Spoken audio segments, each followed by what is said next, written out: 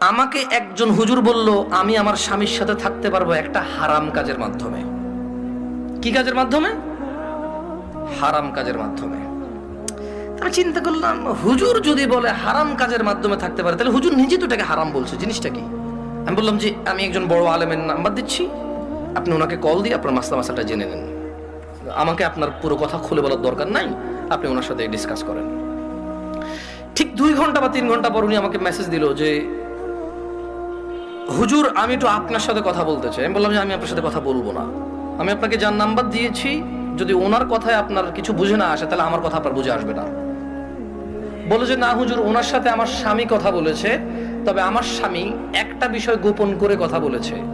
গোপন করে কথা বলার পরেও হুজুর বলেছে যে তালাক হয়ে গেছে, কিন্তু এখন আমার স্বামী হাফেজে কোরআন, আলেম পাস, আমার স্বামী বলছে তালাক হয় নাই। আমি বললাম যে ওকে, আপনি শেখকে কল করে বলেন যে আপনার স্বামীটা গোপন করেছে। বলে যে আমি ভয় পাচ্ছি ওনাকে কল দিতে, কারণ আমার স্বামী কথা বলেছে, উনি আবার কি মনে করে। আমি বলছি উনি কিচ্ছু মনে করবে না, আমি ওনাকে ফোন দিচ্ছি, আপনি কথা বলেন। ভদ্রমহিলা কথা বলবে না। তখন জোহরের টাইমের সময় হয়েছে, আমি ফোন দিলাম। এবার মানে আমার একটু মেজাজ খারাপ হয়েছে। কি খারাপ হয়েছে? মেজাজ খারাপ হয়েছে। ওই ভদ্রমহিলা আমাকে বারবার বলতে চেষ্টা করতেছে যে আমার একটা বাচ্চা আছে, যদি এখন আমরা স্বামী স্ত্রী আলাদা হয়ে যাই আমার বাচ্চাটার কি হবে। আমি কল করলাম, কল করে বললাম আপনি তালাক হয়েছেন বা হন নাই, আমি কি এরকম কিছু বলছি? বলেছেন না। আমি বললাম ধরে নেন আপনার স্বামী আপনাকে তালাক না দিয়ে যদি গলা একটা কোপ দিত, আপনার গলাটা কাটতো কিনা? বলে যে কাটতো। আমি বললাম তালাক দিল, তালাক হবে। এবারে হুঁশে দিছে না বেহুঁশে দিছে, রাগ করে দিছে না আদর করে দিছে, মজা করে দিছে নাকি দুষ্টামি করে দিছে, এইটা ম্যাটার না। আপনার স্বামী যদি আপনাকে 5 তলা বিল্ডিং থেকে রাগ করে অথবা রাগ না করে হাসি মুখে অথবা দুষ্টামি করে যদি আপনাকে ধাক্কা দিত, আপনি কি পড়তেন 5 তলা থেকে? বলে যে পড়তাম। তাহলে আপনার কেন মনে হচ্ছে না যে আপনার স্বামী আপনাকে রাগের মাথায় তালাক দিলে হবে না?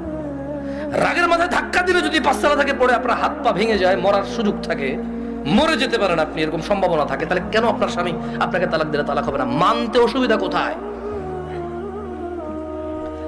যে আল্লাহ আপনার এই স্বামীকে কবুল বলার পরে ওর সাথে থাকা বৈধ করেছে, সে আল্লাহই তো 3 তালাক পরিপূর্ণ হয়ে গেলে থাকাটা অবৈধ করেছে।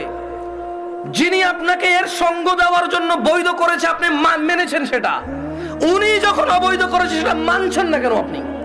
প্রবলেম কোথায় আপনার? আপনার বাচ্চা, যদি আপনার হাজবেন্ড কালকে অ্যাক্সিডেন্ট হয়ে মারা যায়, মৃত্যুর পর আপনার হাজবেন্ডকে নিয়ে আসতে পারবেন জীবিত করে? না। যদি আপনি মারা যান কালকে, আপনার এই বাচ্চা কি মাহারা হবে না? হবে। ওকে, আপনার দুইজনই উভয় মারা গেলেন, কোন অ্যাক্সিডেন্টে বাচ্চাকে রেখে গেলেন, বউ জামাই গেলেন কোথাও ঘুরতে বা ডাক্তার দেখাইতে, অ্যাক্সিডেন্টে 2 জন মারা গেলেন, আপনার এই বাচ্চা থাকবে কিনা? বলে থাকবে। তো তখন আপনাকে কি ফিরাতে পারবে কেউ মৃত্যু থেকে? না। তা আপনি কেন আল্লাহর বিধান মানতে অসুবিধা হচ্ছে যদি পরিপূর্ণ তালাক